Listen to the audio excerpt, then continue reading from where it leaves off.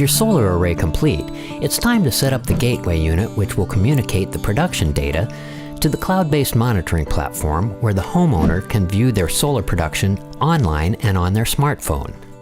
These steps are covered in our next video, the ECUR installation series, available on AP Systems YouTube channel, youtube.com/apsystemssolar.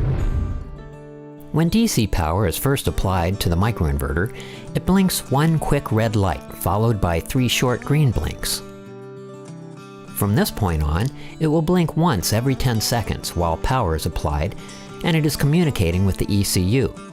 If the light is flashing a fast green blink every 2 seconds, this means that the unit is producing power, but is not communicated with the gateway in more than 1 hour. There's an easier way to verify operation than checking microinverter LEDs on the roof. That is, by using the ECU app. To learn how to connect to the ECU using your smartphone and the ECU app, see video 4 of our previously mentioned ECUR installation series on our YouTube channel. Once you connect via Wi-Fi, check the home screen of the ECU app and look for a green dot verifying that you are connected.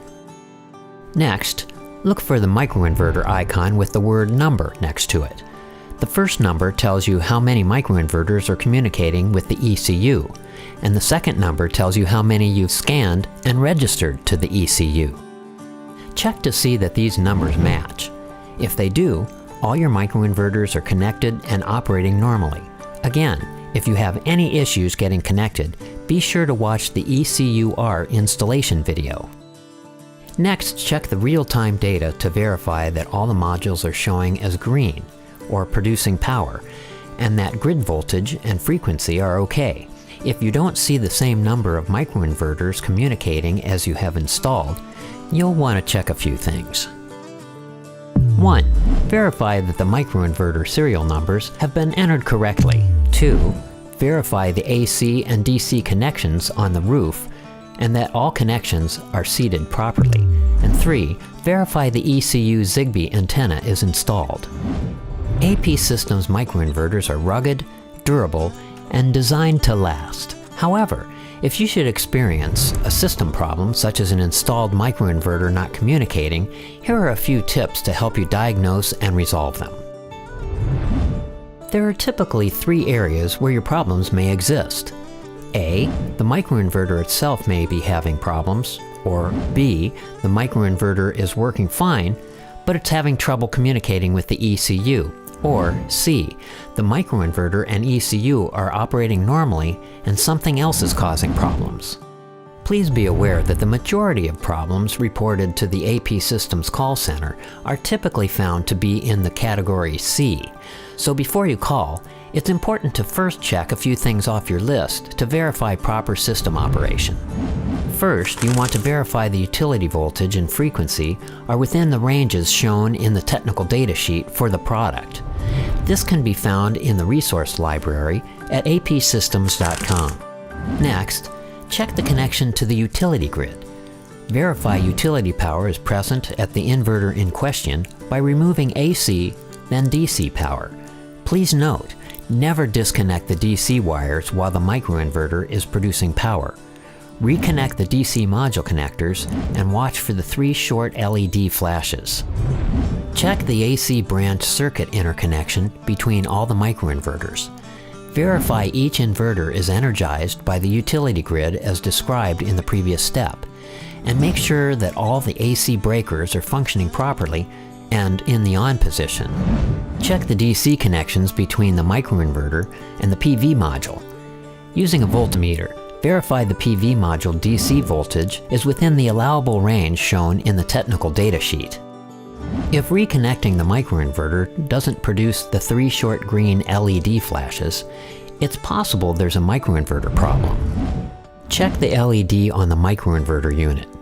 A red light, either blinking or solid, or no light at all, can mean a microinverter problem.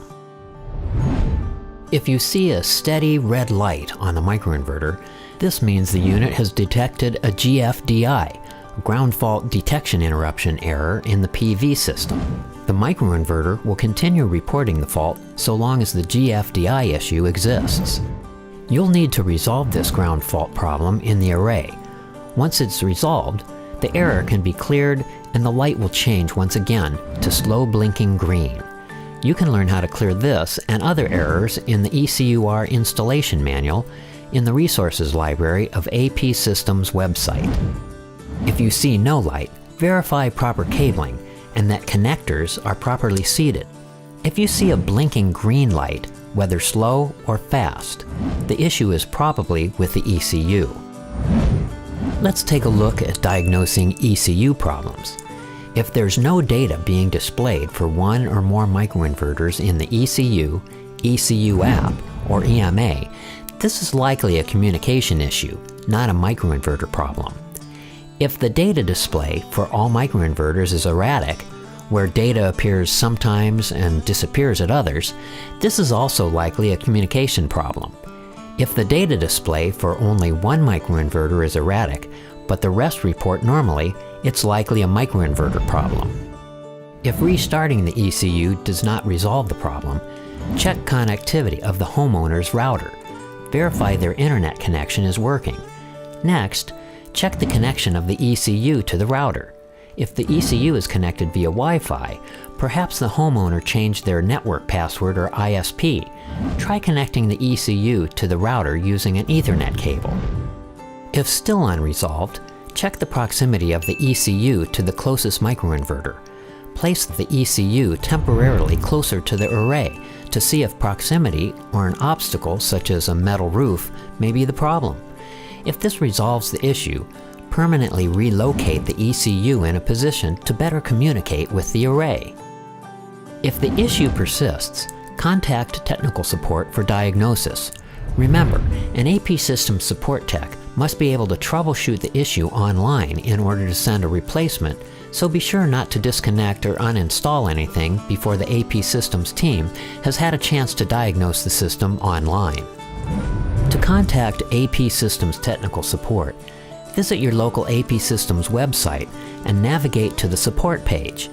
Here you'll find the phone number for your local support team and a form to submit any issues you might be seeing.